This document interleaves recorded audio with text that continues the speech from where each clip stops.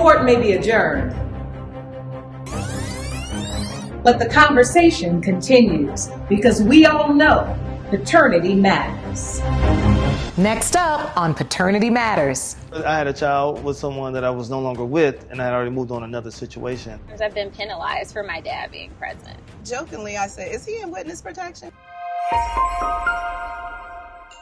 And I'm so appreciative that you've been willing to share your stories, because I think it will truly help inspire and empower people to think about how our relationships with our fathers as women impact every single thing we do, the relationships we choose, how we navigate those relationships, our feelings about ourselves, our self-worth, and our sense of belonging and space and place in this world. Working on paternity court, many times we were backstage boo-hooing because I could relate so much to these people who would come on the show and didn't have, a clue of who their father was, even though, like I said, I knew who my father, I know who he is. I'm named after him. It's just a weird dynamic to now not have him in my life like that. And how do you process that, though?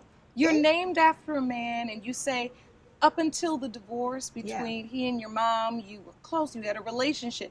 Yeah. And then he just, did you ever get an explanation from him? Like, why did this happen? Why did you allow this space to be created between us? Because as a kid, you couldn't control it. Right, and you couldn't process it or understand it all the way, even as a kid. But then as I grew up and tried to still, develop a relationship with him, he was always so reluctant. So when you've spoken to him about, Dad, I really want to have a relationship with you. Like, I know the past is what the past was. Yeah. But if we could start over right now, I want that. Yeah. What do you think he's struggling with? I don't know. I mean, jokingly, I said, is he in witness protection? Because why? Right. It doesn't make any sense. It's like, it's really weird. This is a man who has a child out here in this world and does not acknowledge her. I've grown up just doing everything on my own, of course, with my beautiful mom helping me, but there was no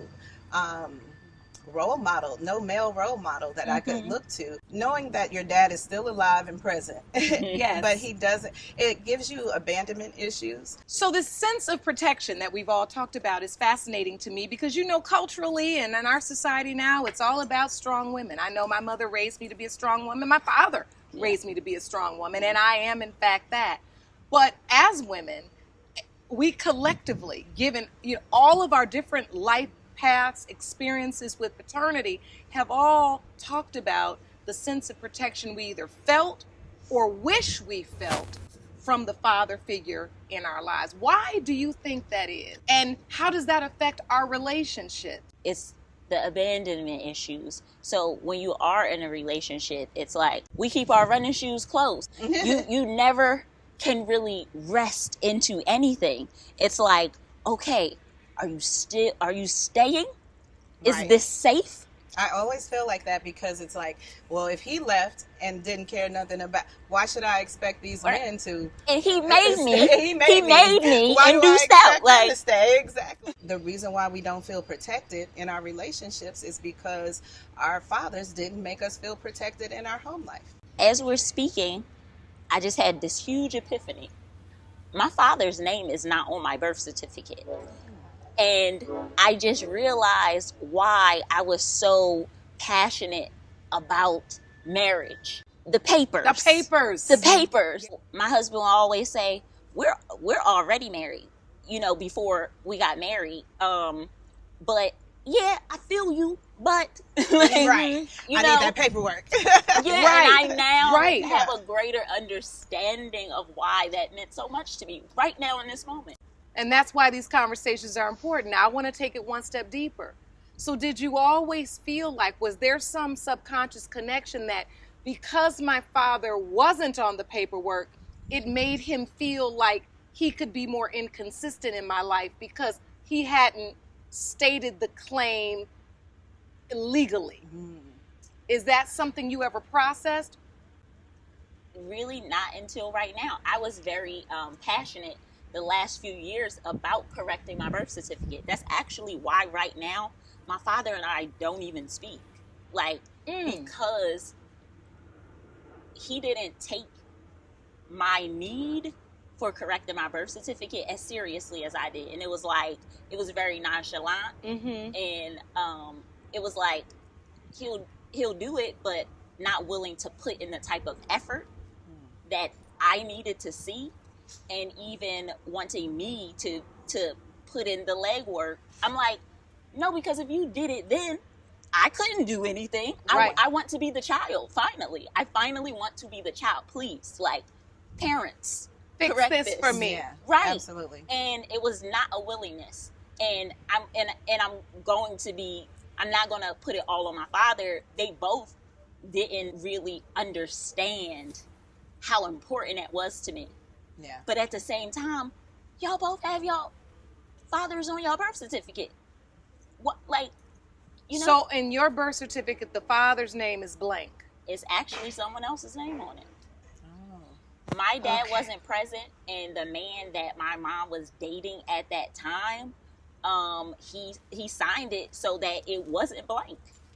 But you know that man is not your biological father? Absolutely. It's never been a question. And apparently that gentleman that I don't even know knew that it wasn't a question. I don't know. I wasn't there. I mean, I was there, but you know. Right. Yes. I Not don't. moving yet. Yeah. Right. Like, I don't know. I know that nobody was there for me. You were there in that moment, signed that paper, and I don't know you either. And it was. And you don't have a relationship with this man? I've never met him a day in my life. The man that's on your birth certificate? Yes, I do not know this man. Sorry for this man. Yes. Yeah. I just thought, I was like, isn't that Kiki that said that? Right. Yeah. Shannon, as you listen to Tony and Aaliyah's stories, and I know that you have a very different, I know you as well, and I know your relationship with your father and your mom and how close you are. But I believe with every blessing, there also comes a burden. And I related to you on these burdens you carry with the blessings, because how has dating been and relationships been with having that relationship with your father? I used to always joke and tell people, if you can't love me like my daddy, I just don't know what we're going to do.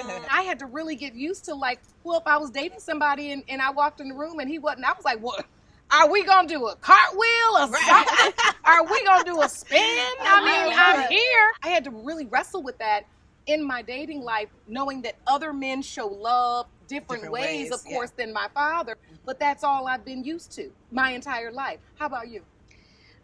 Dating is a struggle, and it's actually a very sensitive topic for me. I am still single. It's almost like at times I've been penalized for my dad being present. I even have women in my life that tell me I'm too close to my dad or my family, or I'll always be single because nobody is ever going to live up to my dad's standards, and I'm not looking for my dad. Like, I need you to be there. I need you to not give up on me. I know my dad will walk out of anything. He'll flip everything over when it comes to me. And I've been in situations at times that I'm like, you know, you can keep calling your friends, but I won't be stranded. I will call my father. And my dad is the one that showed up. It wasn't anybody else's friend. But to look at it now, to listen to people that have known me and go, I was trying to figure out how to take care of you, and I didn't think I could give you the life you were used to, so I didn't. And my dad, when I was 14, he was like, I can give you everything that I can, but you can do more for yourself if you work. So I've always worked. I've always been sufficient. My friend and I joke that I don't subscribe to the independent woman movement. Help me. No, open this door. That's over right That's there. another conversation. I'm not doing any of that. I said, come open this door. That's another show that All we of need to discuss that, because some of us think we might have swam too far out. Yeah, And I think I heard you want. I'm not interested in it. And the thing is like, when I was growing up, I struggled because I was like, well, maybe it's my dad just running people off. He was like, listen, if there is a man present, he said, men know men. So if he has the right intentions, he really won't be playing around with you while he knows that I'm here. I'm past that point that I was like, I wanted to be married at a certain age. I wanted to have kids, all that other stuff. And it's hard, but at the same time, I also don't have any regrets. I don't I don't feel the need to settle for a lot of it. I dealt with rejection and I got tired of it, so I would overcompensate. And my dad goes, you're enough. So now, when you started to speak, you got very emotional, and you say this is a sensitive subject for me. And you seem like you've lived such a beautiful relationship with your father. Why is the subject sensitive? Dating is sensitive because it just at times feels like it's never going to happen. And I was like, God cares for me in so many ways. And did I get forgotten about? Like, am I not enough? Is there something wrong with me? And it sucks because no matter how hard I try, I'm like, I literally just need you to talk to me. I'm not asking for you to open your wallet, empty out your bank. I'm sufficient. Do you think the standard your dad has set has created unrealistic expectations and standards in you as it relates to what you expect from a partner? No. Because I literally will always say, I just need you to hold my hand and call me back. Okay. I need you to do the stuff that I can't do for myself. I can hold my hand, but it's a bit different when somebody else is doing something. I can't You're have saying conversation that with myself. I need simplicity. Yes. Love, simplicity. Yep. I don't need bells and whistles. I need consistency. I need time. I just really want you to be there. I want you to show up when you say you're going to take me to the movie. I want you to do these simple things. But truthfully, it's because your dad, like you said, has always been present and has shown you the attention, the consistency, and he has been there for you throughout your life. You want that type of relationship, which is understandable. As I said before, I think about now with my life without my dad, when I think about going forward, even sometimes when I do things for work, he would be the first person that I'd call to say how it went. He figured out at 80-something years old how to get on Instagram. He'd be the first one to comment on every post. I mean, he was just everywhere. And I said, what do I do now? Yeah. And when you think about your relationships and the things that you're longing, is it something that you feel like you will give up on, or is it something that you feel like forever until your last breath you will try to reconnect that relationship with your father? I've put it in prayer. I have released my expectations. Whatever relationship shall be is the one that shall be. And what I can say is and accept is that when it comes to emotional intelligence, that's where my dad falls short.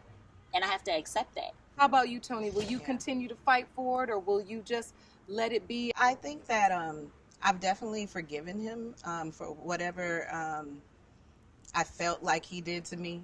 And as I'm 49 years old now, so sometimes the things I used to think were happening to me, I realize are happening for me.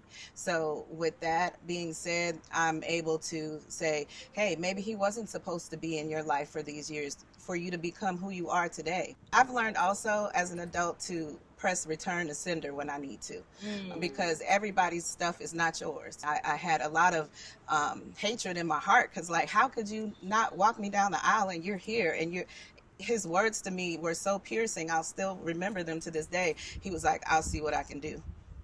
I'm sorry, what? I was like, what? I do have a lot of forgiveness in my heart. And if Tony picked up the phone and called me today, I'd be receptive to talking to him, because the past is the past. And I would want to start from today. Yes. You know what I mean? And limitless possibilities, yeah. I say. It's a beautiful thing that you say that you're willing to forgive, because that is the first start. Absolutely. We are all flawed human beings. Yeah. And those flaws and those demons come out at a time when you least expect it.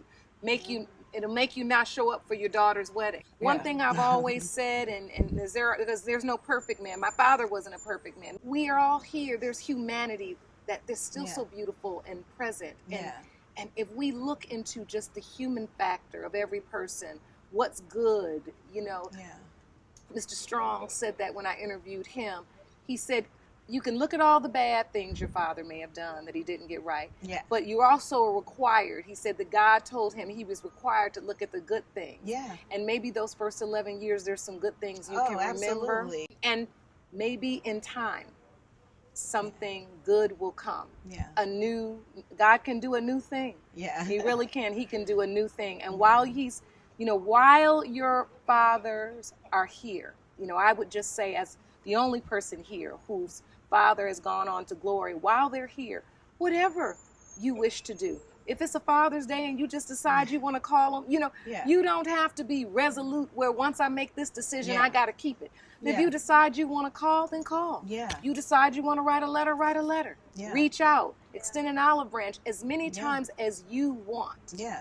Because while you're here on this earth, I think every person deserves to have as good of a relationship with their father as they possibly can. I love all of you ladies. I thank you for joining me. Thank you for sharing your stories. I know it's going to help somebody else who's experiencing the same thing. All right? Absolutely. All right. Thank you. Thank you. Thanks today.